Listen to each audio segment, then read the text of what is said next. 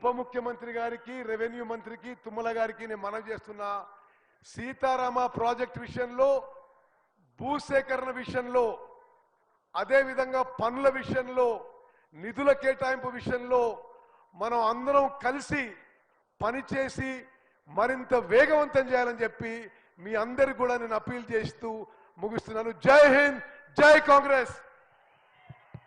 సంతోషం. ఉత్తమన్న, గౌరవ కాంగ్రెస్ కుటుంబ సభ్యులందరూ గౌరవ ముఖ్యమంత్రి గారు మాట్లాడేంత వరకు ఉండాలి. భోజనాలు అందరికీ ఉన్నాయి అన్న, ప్లీజ్. ఎవరు భోజనాలకు ఇప్పుడు వెళ్ళొద్దు, అందరికీ భోజనాలు ఉన్నాయి, ప్లీజ్. ఇప్పుడు రాష్ట్ర ఉప ముఖ్యమంత్రి వర్యులు పెద్దలు బట్టి విక్రమార్క గారిని మాట్లాడవలసిందిగా కోరుతున్నాను.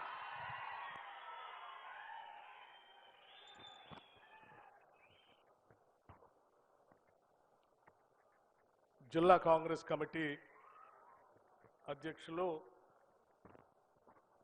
నూతి సత్యనారాయణ గౌడ్ గారికి, అట్లాగే కొత్తగూడెం జిల్లా కాంగ్రెస్ కమిటీ అధ్యక్షురాలు దేవి ప్రసన్న గారికి, ఈనాటి ఈ కాంగ్రెస్ కార్యకర్తలు నాయకుల సమావేశానికి ముఖ్య అతిథిగా విచ్చేసినటువంటి గౌరవ రాష్ట్ర ముఖ్యమంత్రి వర్యులు శ్రీ రేవంత్ రెడ్డి గారికి,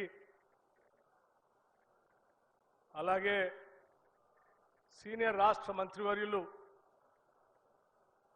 శ్రీ తుమ్మల నాగేశ్వరరావు గారికి, ఇరిగేషన్ శాఖ మార్చిలు శ్రీ ఉత్తమ్ కుమార్ రెడ్డి గారికి, ఇన్ఛార్జ్ శాఖ మార్చిలు శ్రీ వాకిటి శ్రీహరి గారికి, స్థానిక శాసనసభ్యులు రెవెన్యూ శాఖ మార్చిలు ఈనాటి సమావేశాన్ని ఇక్కడ ఏర్పాటు చేసి మా అందరినీ ఇక్కడికి ఆహ్వానించినటువంటి రెవెన్యూ శాఖ మార్చిలు శ్రీ శ్రీనివాస్ రెడ్డి గారికి, గౌరవ పార్లమెంటు సభ్యులందరికీ, గౌరవ శాసనసభ్యులందరికీ, రాష్ట్ర ప్రభుత్వ సలహాదారులకి, ఇతర కార్పొరేషన్ చైర్మన్లకి, నూతన ఎన్నికైనటువంటి గౌరవ సర్పంచులందరికీ, ఇతర మండలాల నుంచి లేకపోతే మున్సిపాలిటీస్ నుంచి బాధ్యతలుగా ఇక్కడ వచ్చేసినటువంటి ఇతర నాయకులు అందరికి కూడా ముందుగా నా హృదయపూర్వకమైనటువంటి నమస్కారాలు.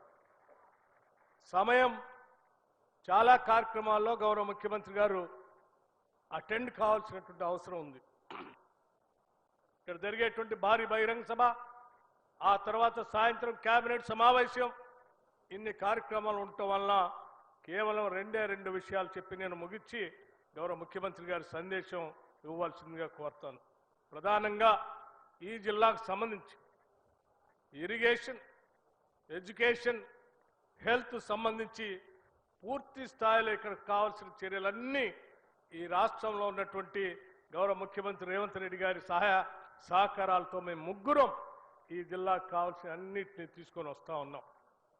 అందుకే ఈరోజు ప్రారంభం చేసినటువంటి వాటిలో కూడా, భూమి పూజ చేసుకున్నటువంటి వాటిలో కూడా ప్రధానంగా ఇరిగేషన్ సంబంధించిన కెనాలు, అట్లాగే విద్యకు సంబంధించిన జేఎన్టీయు, వైద్యానికి సంబంధించిన నర్సింగ్ కళాశాలని ఈరోజు ప్రారంభోత్సవం చేసుకున్నాం.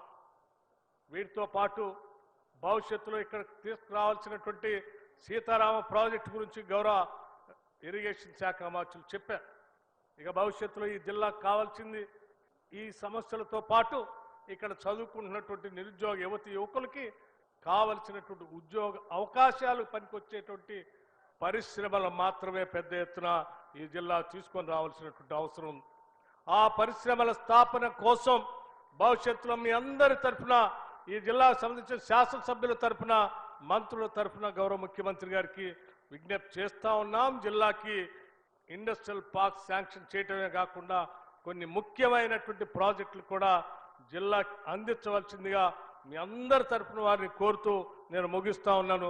నమస్కారం. జై హింద్, జై కాంగ్రెస్.